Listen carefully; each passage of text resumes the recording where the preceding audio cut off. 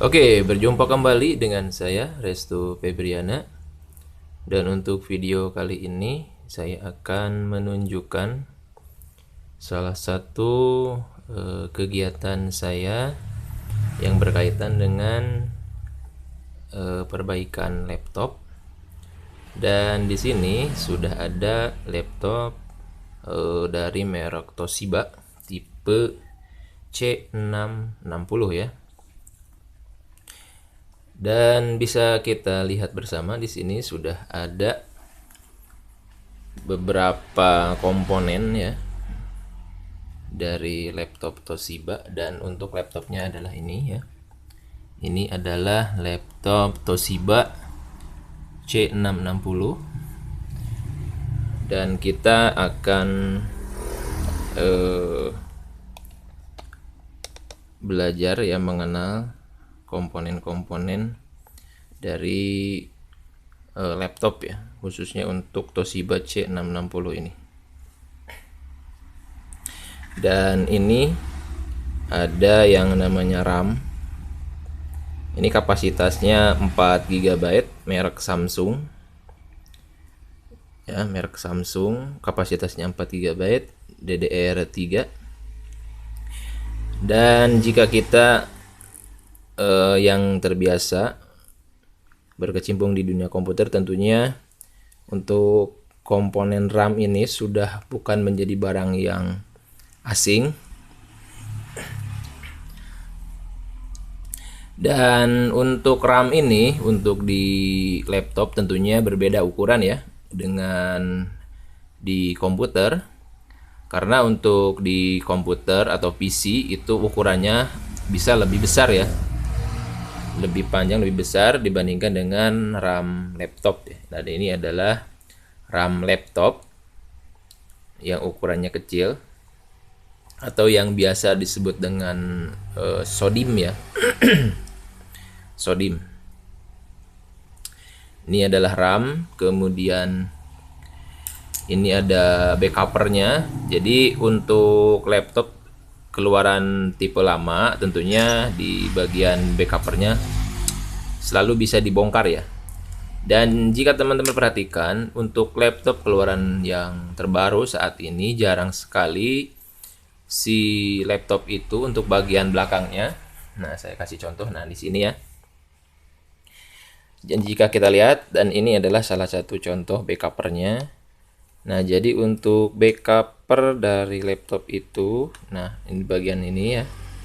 Nah, bagian ini itu biasanya untuk laptop yang sekarang itu sudah tertutup ya, semuanya itu tidak ada skrup ataupun baut untuk bisa membongkar bagian backuper ya. Secara simpel itu enggak ada. Jadi harus seluruhnya itu dibongkar, baut-bautnya baru nanti bisa dilepas gitu, atau bisa dicek bagian RAM-nya. Dan kebetulan untuk saat ini saya sedang memegang laptop Toshiba tipe C660. Dan C660 itu adalah keluaran yang lama, jadi masih bisa dibongkar ya, atau masih bisa dibuka bagian backupernya. Dan untuk selanjutnya di sini ada keyboard ya. Ini adalah keyboard Toshiba. Nah, seperti ini. Dan ini ada fleksibel keyboardnya. Dan untuk laptop-laptop itu hampir semuanya ada permasalahan yang sama di bagian keyboard ya. Jadi untuk laptop itu hampir semuanya akan terjadi masalah beberapa tahun kemudian jika si laptop itu sudah berumur ya. Dan biasanya terkena masalah di bagian keyboard.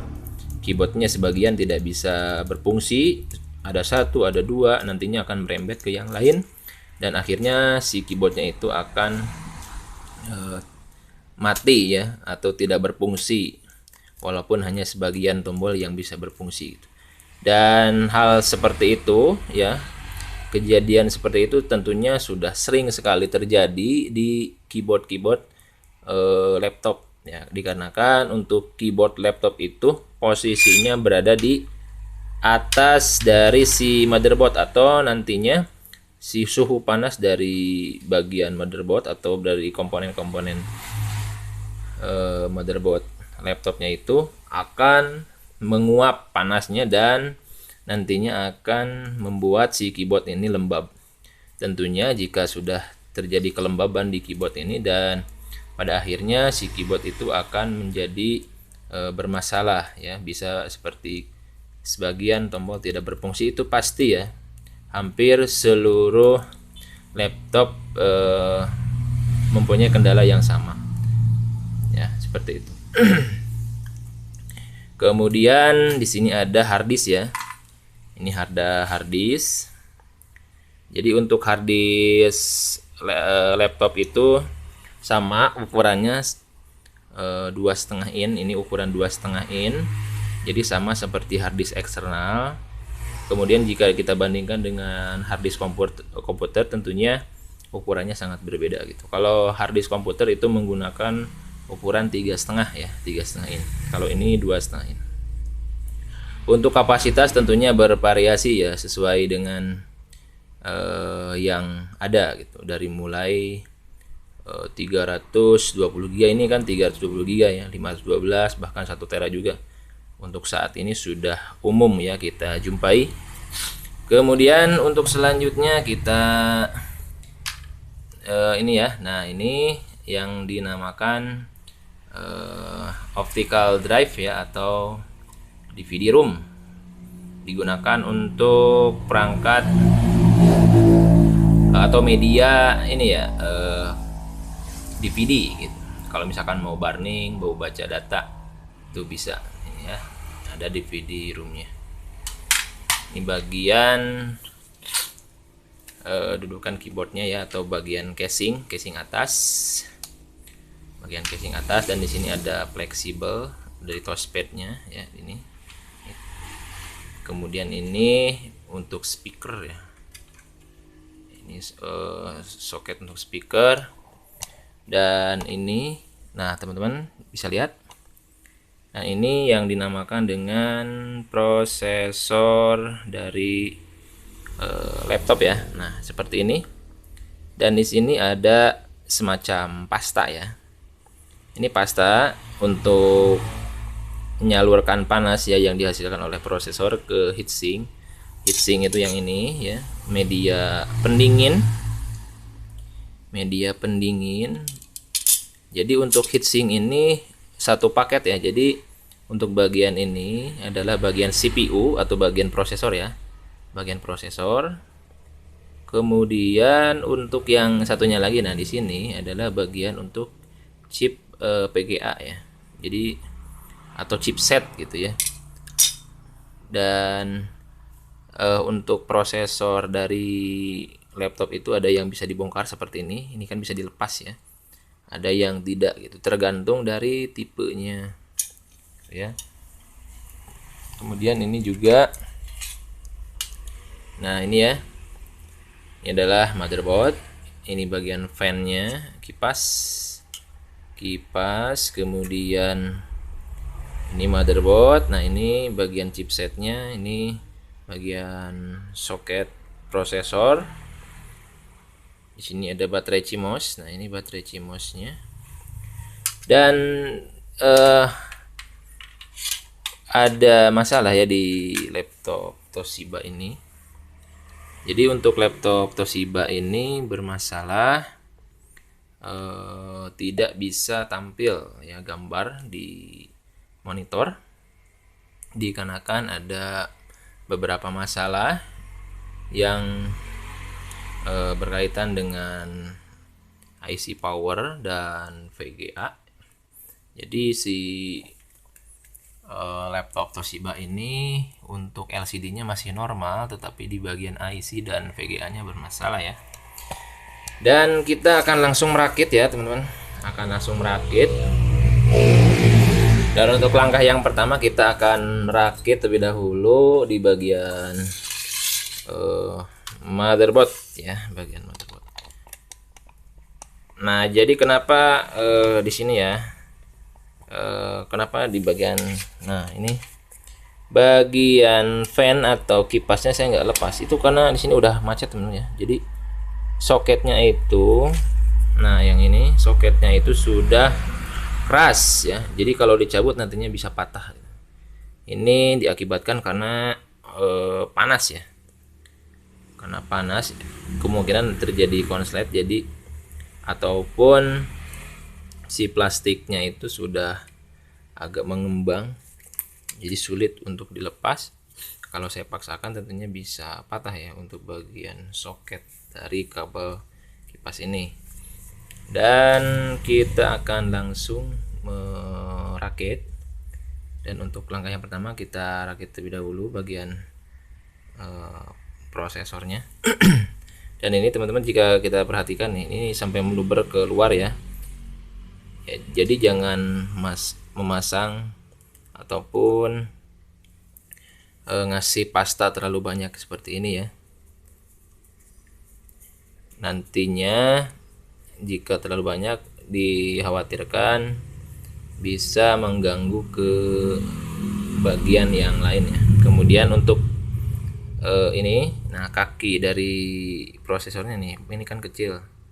Ini hati-hati jangan sampai ada yang bengkok, karena satu saja ada yang bengkok tentunya akan bermasalah. Nantinya tidak bisa tampil gambar ya, ataupun tidak berfungsinya si laptop ini. Oke, jadi kita udah bersihkan untuk bagian prosesornya, dan nantinya di sini kita akan kasih pasta ya. Kasih pastanya jangan terlalu banyak, itu sedikit saja. Yang penting nantinya di sini ada khusus untuk pasta ya. Dan untuk memasang prosesor, nah untuk di laptop ya hampir sama saja dengan komputer. Jadi di bagian atasnya ini, oke, kita perjelas terlebih dahulu gambarnya. Nah, di sini ada segitiga ya. Ada segitiga, ini harus sama persis, dan dengan di sini ini ada tanda segitiga juga. Jika kita perhatikan. Oke, kita perhatikan. Nah, ini kurang jelas ya. Nah, di sini ada tanda segitiga. Nah, teman-teman, di sini ada tanda segitiga, jadi harus dipas ya. Harus dipaskan. Kemudian nih kalau kita perhatikan juga di bagian prosesornya, untuk di sudut yang lain ini tidak ada coakan seperti ini ya. Ini tanda segitiga ini. Nah, ini kan ada tandanya. Nah, jadi harus dipaskan. Nah, seperti ini masuk.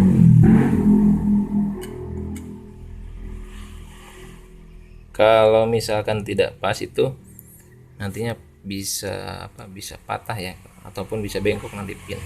Dan kalau udah masuk ini, kalau digerak-gerakin ini enggak ini ya, jadi udah kokoh ya.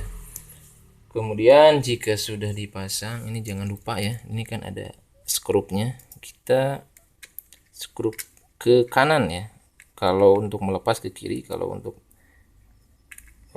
memasang ke kanan.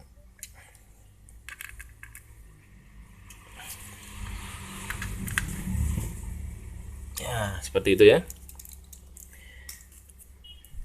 Seperti itu udah kita pasang prosesornya. Kemudian kita kasih pasta nih ya, teman-teman, kasih pasta ya. Pastanya bebas mau seperti apa. Yang penting pasta untuk prosesor ya, bukan pasta gigi. Karena kalau pakai pasta gigi nantinya gampang kering. Berbeda dengan pasta prosesor ya. Nah, teman-teman tinggal ambil aja sebesar biji ya, biji kacang kalau prosesor laptop gitu ya. Kalau komputer itu sebesar biji jagung, kalau laptop sebesar biji kacang. Nah, ini disimpan aja di sini nih ya. Nah, di tengah-tengah disimpan. Nah, udah gitu aja, gak usah banyak-banyak, tinggal disimpan saja di bagian atas dari prosesor ya.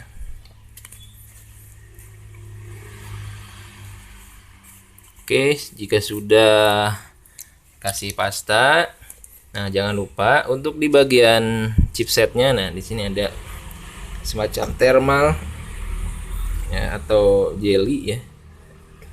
bagian atas ini juga untuk mendinginkan, disimpan di sini. Simpen ya, jangan lupa ya, simpen. Nah, jika sudah, ini bagian heatsink ya, bagian heatsinknya kita pasang. Dan di sini kan ada 4 baut nantinya. Ini tinggal disimpan aja di sini, simpen. Ya. Nah, ini kita paskan dulu. Nah, ini ya. Kemudian untuk bautnya ini ada 4. Nah, bautnya yang ada per ya, ada pegasnya. Nah, ini kita pasang di sini ya.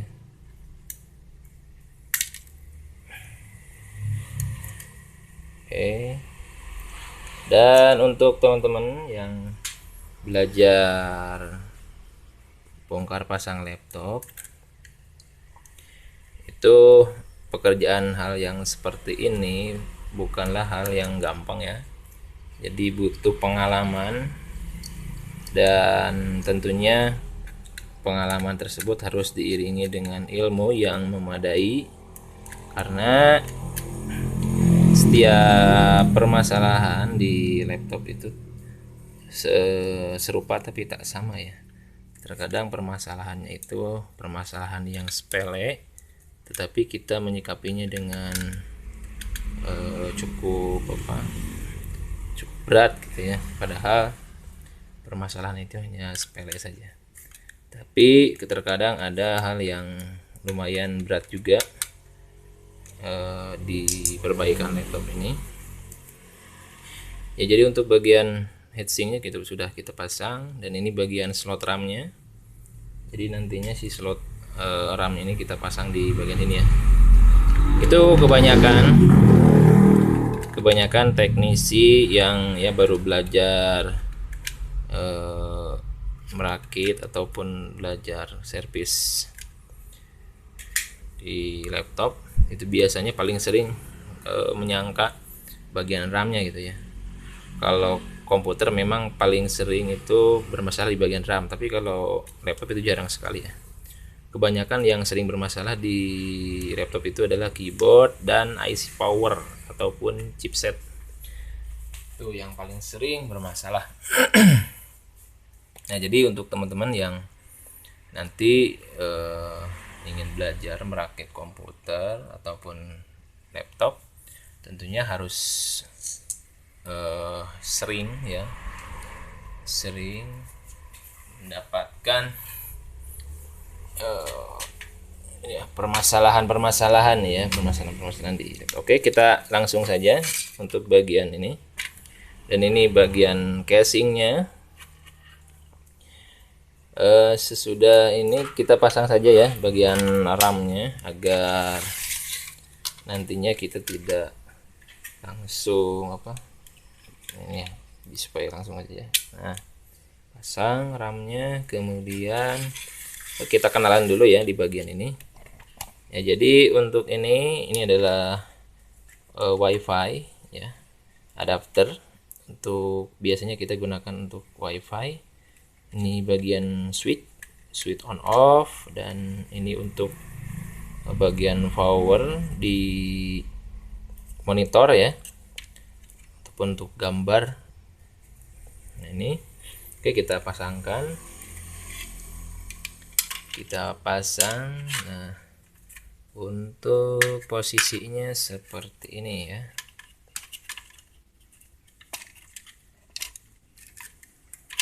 Ya, seperti ini ke bawah,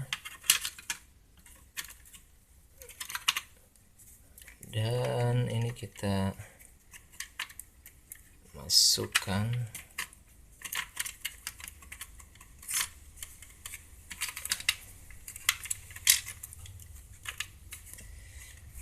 Oke, kita geser dulu, kemudian kita coba untuk memasukkan ke ini ya. Nah, ini sudah masuk di tempatnya ya, didudukannya udah pas. Nah, seperti ini. Dan nanti ini masuk ke motherboard ya, untuk WiFi. Dan ini jack DC ya untuk charger laptop. Ini posisinya di bawah ya. Nah, ini bawah sini, ini simpan. Nah itu ini. Nah untuk monitor nanti ke sini. Nah ini udah selesai untuk pemasangan ini ya. Motherboard kita pasang terlebih dahulu untuk di bagian soket-soketnya, dan ini bagian switch.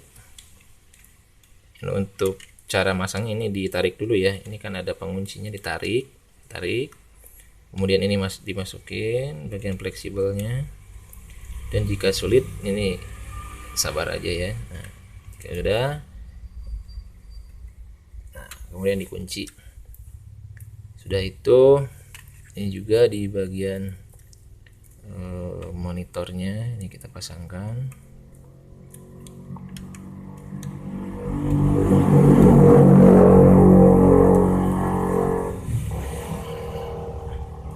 Oke, di bagian monitornya bentar ya. Nah ini udah masuk.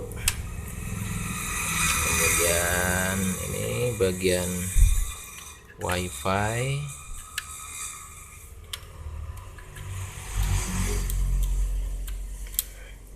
Ya, nah untuk bagian WiFi ini ada bautnya ya. Ada bautnya.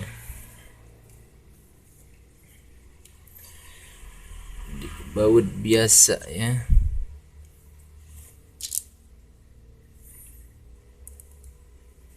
Kita baut dulu.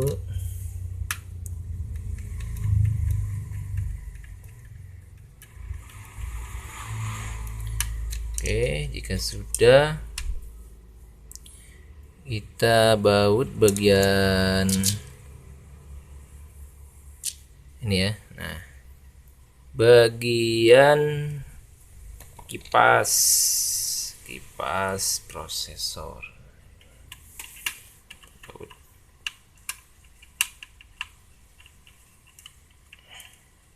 Oh, bautnya bukan yang keras ya, yang kecil. Nah untuk yang keliru, bautnya jangan dipaksa, nantinya bisa dol ya atau selek, karena ini kan plastik. Jadi diperhatikan saja. Nah ini udah ya, sudah masuk ya, sudah pas. Oke, untuk pemasangan kabel-kabel sudah selesai, dan kita akan baut ini ya.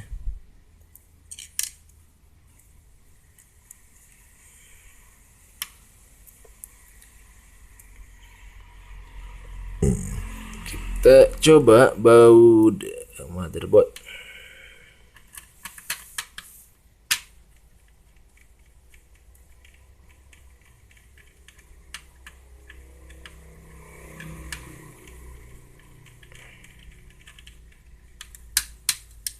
Ini terlalu kecil ya.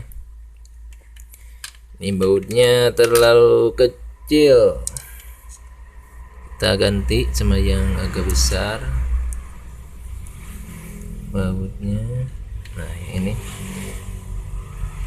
enggak masuk ya yang tadi ya. Oke, ini udah pas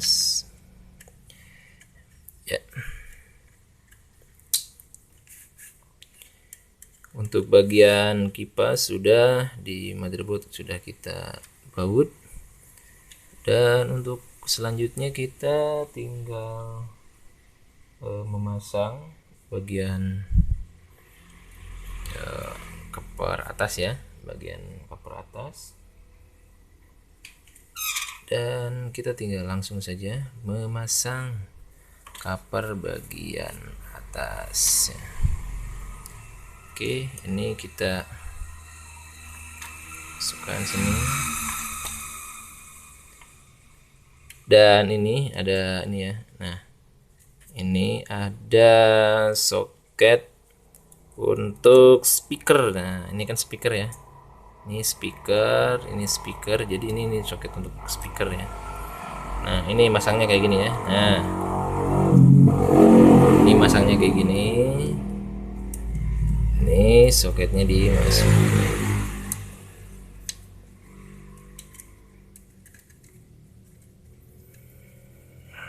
Oke, disimpan saja sini.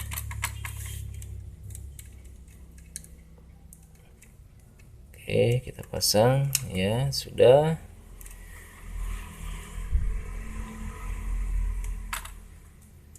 Oke, ini sudah kita pasang. Dan ini bagian fleksibel ya, fleksibel touchpad ya.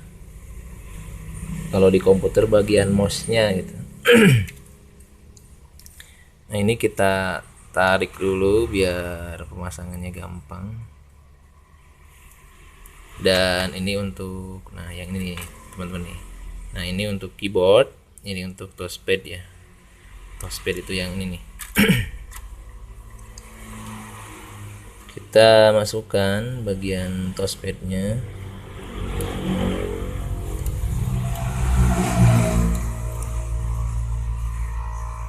Ya. Oke, touchpadnya sudah kita pasang. Nah, touchpad udah kita pasang.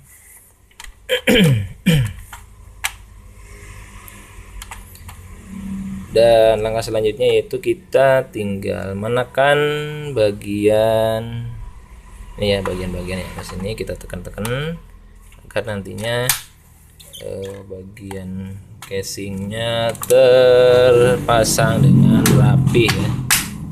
Nah, ini ditekan-tekan aja. Nah, jika sudah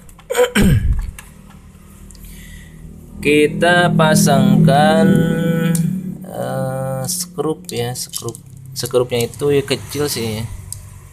Nah, yang segede gini nih, kecil-kecil. Kita pasangkan di sini bagian tengah. Ini untuk mengencangkan casing bagian atas. Kemudian di sini ada 3 ya, jumlahnya itu ada 3. Kemudian yang sini, nah ini. Kemudian nanti untuk bagian keyboard juga ada nih, bagian ini keyboard ya, ada baut-bautnya juga. Oke, ini udah. Agar kita tidak terlalu lama, kita tinggal langsung saja nih bagian keyboard ya. Ini bagian keyboard. Nah, untuk teman-teman yang mau belajar pasang keyboard ini juga harus bisa ya. Dan ini ada penguncinya nih, yang warna putih tuh. Ini kan warna putih, ini ditarik keluar ke sana ya, ke depan. Ini. Dan ini dimasukin. Ini posisinya gini aja, biar gampang. Oke, ntar ya.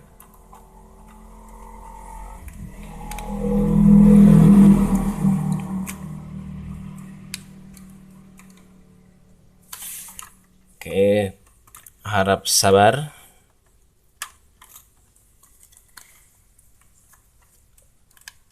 Karena oke, kita pasangkan. Jadi harus ekstra sabar. Ya, ekstra sabar bagian keyboard. Nah, ini kita tekan. Kalau udah pas, kita tekan ya.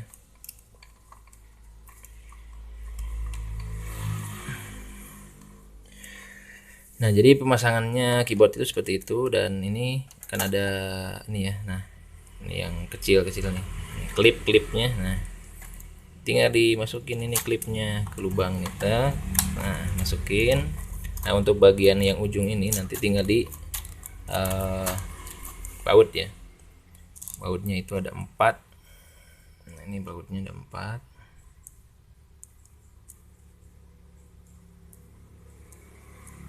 Baut kecil atau skrup ya. Nah, ini di ujung-ujung ini ada khusus untuk bagian skrup.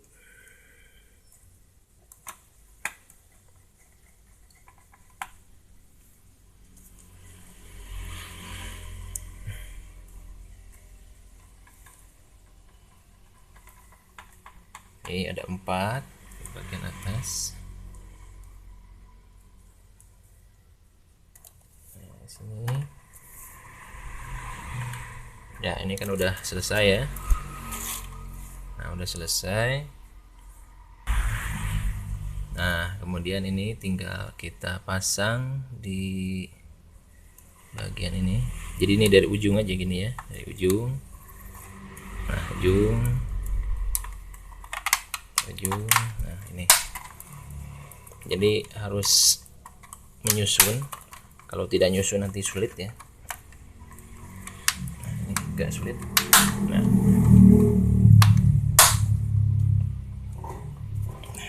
Oke. Ya, ini udah selesai. Untuk bagian atas sudah selesai, kita tutup. Tinggal bagian belakang. Nah, untuk bagian belakang ini tinggal ini aja, tinggal dipasang-pasang. Ini bagian harddisk, ini tinggal dimasukin aja.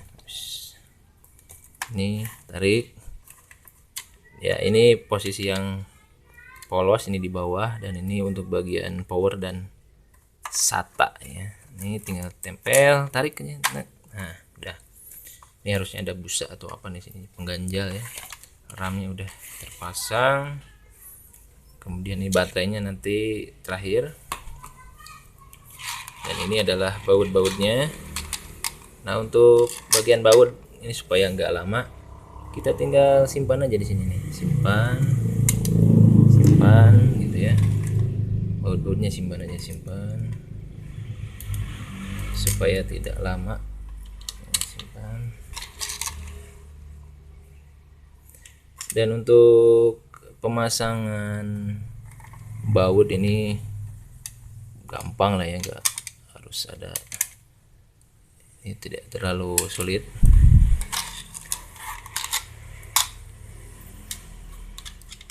Tinggal pasang saja, pasang. Yang penting jumlahnya sama ya, tidak kurang tidak lebih. Kalau kurang atau lebih berarti kita tidak teliti ya.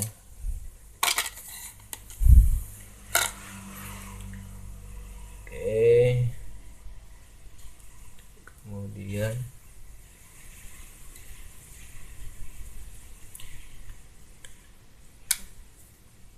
ya, ini untuk bagian DVD-nya. Ini DVD kita masukin.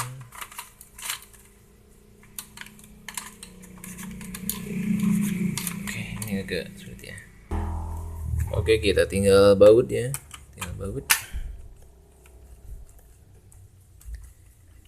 tinggal membaut.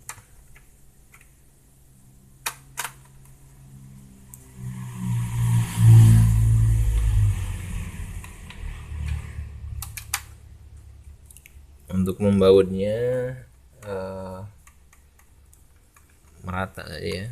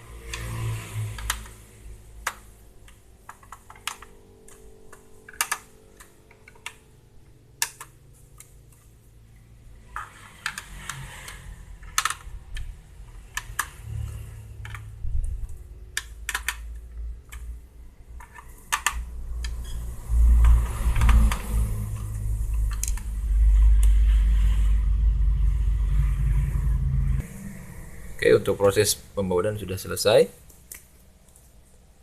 Ya, sudah selesai. Langkah terakhir kita tinggal menutup cover. Nah, ini menutup cover.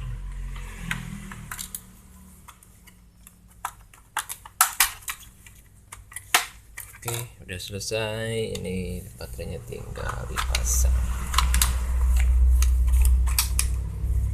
Dan ini ada baut yang terakhir, tinggal dibaut.